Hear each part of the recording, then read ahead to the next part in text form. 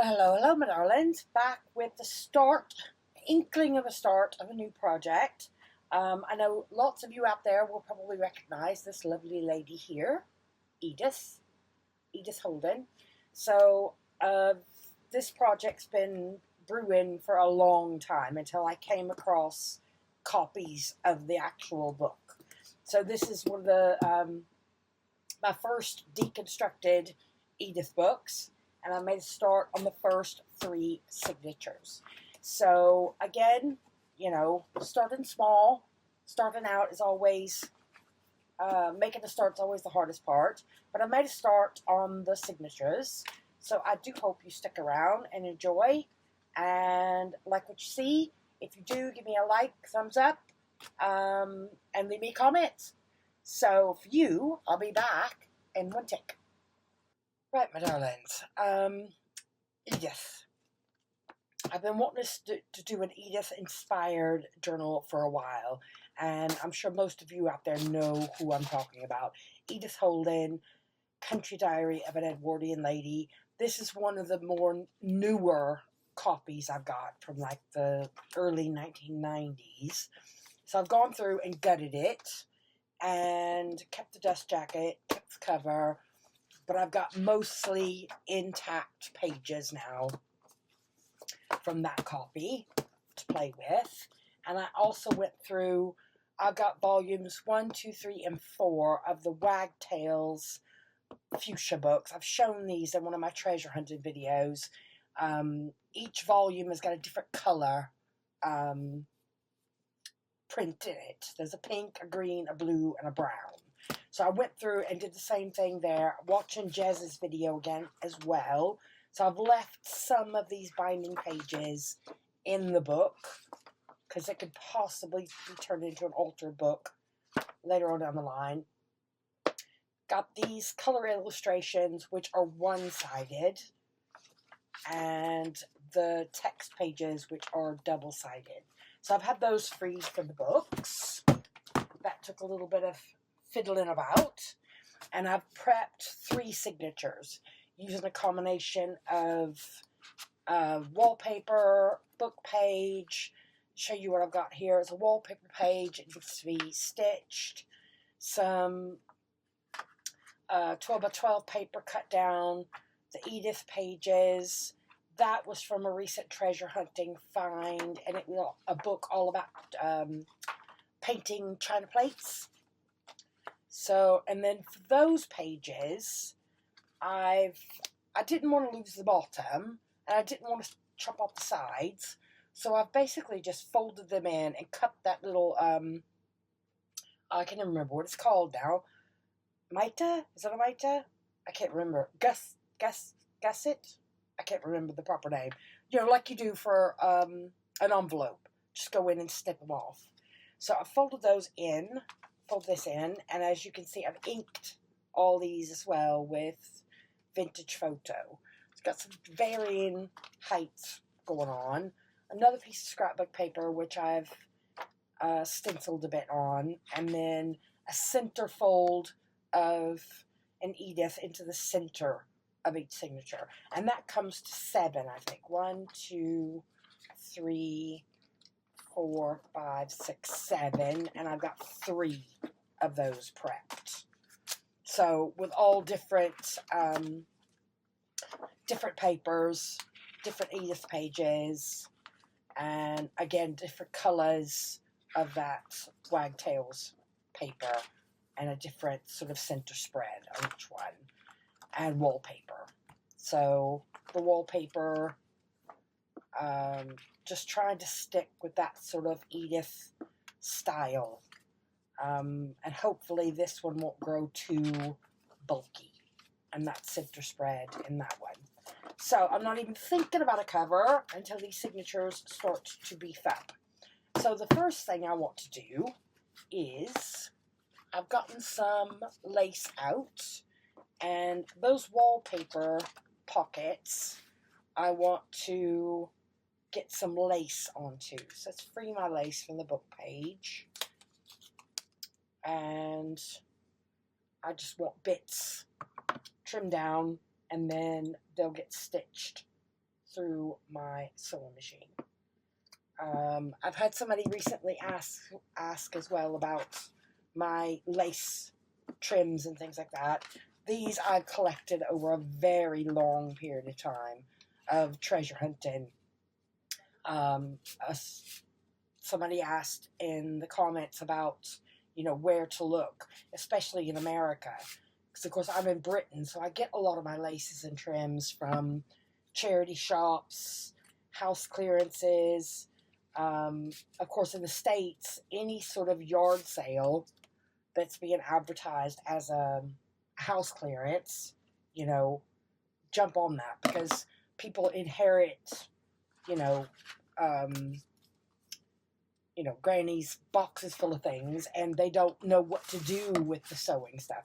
A lot of my really antique laces and trims that I found over the years, I found in just mixed boxes of sewing material, where somebody has literally held on to pieces of lace for years and years for a future project, and sadly never used it on anything. So, and recently I went into a sewing machine shop. All they do is sewing machines. They repair, they service sewing machines. But in the corner of the shop, he had a little basket of things like this, of little bundles for like 50 pence. Who knew, I would have never thought to call in a shop like that before. So, got those ready now, and I just need to take them to my sewing machine and get them on. And then I'll be back in just a tick. Right, my darlings, me and the sewing machine had some moments together. And if you've used a sewing machine, you know what I mean. So I've taken the black thread out of my sewing machine, because I tend to just always use black. But I thought, no, for this one, I'm going to try two-tone brown.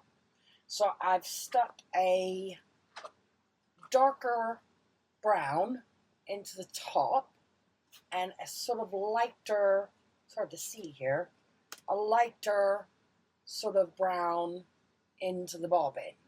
So I've got that sort of two-tone, again, something I don't think I've ever tried before. So I'm quite pleased with how those have come out after me and the machine came to grips with whatever it was. So anyway, for these, I've prepped some just brown card templates. Again, I don't want bulky. So just one piece of brown cardstock. I've put some of my hand-dyed paper on there for writing. Other embellishments can be added. So one for each of these wallpaper pockets. But on the other side of these, I want to let's put these back together, so I don't know what order they're in. And so on the backs of those, and they're all more or less the same, some different dyed tea and coffee patterns they are. So one side to writing, I may go back and add some stamping or some more embellishments around the edges, but on that side I've pulled out 2 more Edith pages with illustrations, and I had a country diary planner type thing I found years ago that has illustrations in it as well. And some of those pages might be nice to include in here, because it's things like, observations, when you've seen it, what variety, where you've seen something. So I pulled those out, and my thought is to put a pocket on one side so things can be tucked in, and leave the other side for writing, but add some sort of interest along an edge. What yet, I don't know. But those will just go into those wallpaper pockets. So my thoughts are to take, I don't know if that's going to fit with the yellow one. Let's try it.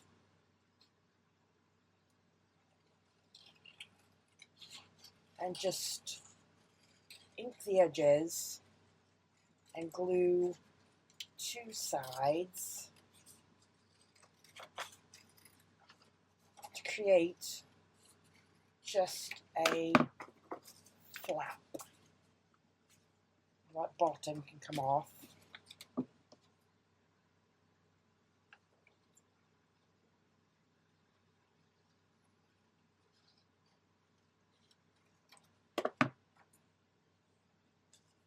And maybe round it just a bit. Bring it off a little bit more.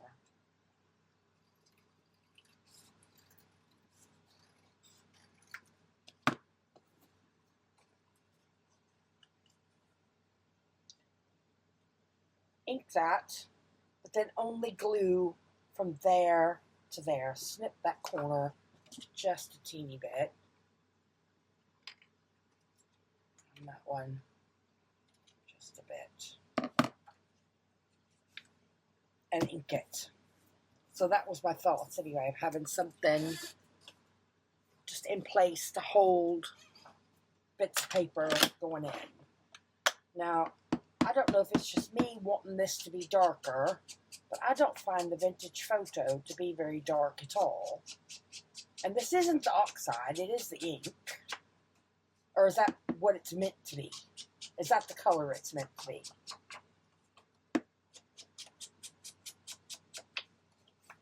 So ink that up, and then stick it down. And then what I might do is fill it later with extra pieces. So hold the piece just above where I want glue. I don't know what I'm going to fill them with. Seems like I've been collecting for an Edith-inspired journal for years and never encountering an Edith until all these I've sort of come upon recently. Give that a little bit extra there. Pin in the glue. My pen is bent. I'm worried it's going to snap off in there. Go. And that's just creating a little bit of a decorative tuck.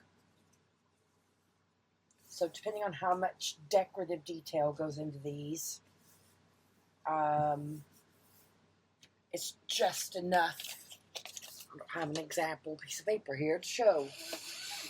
It's just enough to sort of hold a few tags or envelopes or things like that in there. So that, my darling, is the idea to go and live inside these wallpaper tucks. So writing on one side with something to hold in, to go on one side. So I've got to do that 5 more times with those 5 other images. And I can hear somebody downstairs. So for you, I'm back in a tick. Right, darlings, I've just had a thought. Working on these now, because I'm right-handed, I've made them all left-sided tucks. But I've noticed this in past projects. Are you more prone to make things going in one direction because you're right-handed? And if you are left-handed, do you tend to do the opposite? But then a lot of these images lend themselves to that direction, if that makes sense. So it's just got me thinking. So I've had those go in left hand to be filled right-handed because I want them on opposite sides. So I've sort of purposely cut these so that they are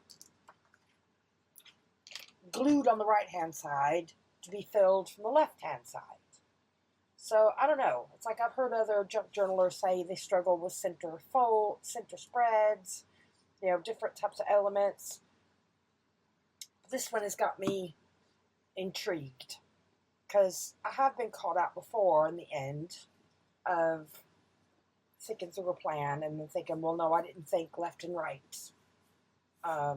So is that just me, or if, you know, anybody else out there have the same sort of conundrum? So I've got 6 of these now ready to go in with that tea stained paper on one side and a tuck on the other. So those are going from that direction. Let's get our signatures out again. That first signature. So now I'm always a bit lost when I start a project for the first time. Starting is always the hardest bit, I think. There's one for that one, and let's go with that one for that one. So I want the opening of that tub to be inside there. So that once it's full, you know, everything's in the pocket, if that makes sense. So that's my first signature. Second one, let's go with that one and that one. Yeah. So I want that tuck going in that way and that tuck going in that way. Or am I overthinking it? Go. So I know it's not much to look at the moment. And starting a journal is always the hardest part, I think. But once I build up momentum and get going, it'll be lovely. And I know I've got more sort of Edith-inspired things in little hiding places around this little craft room. I've just got to go and spend some time digging those things out, like that diary that I'd forgotten I even had. So there you go, my darlings. There's a start on my Edith-inspired journal. So I'm going to leave it there and hope you come back and check back in with me later. And happy crafting, everyone. Hope to see you back again soon. Bye for now.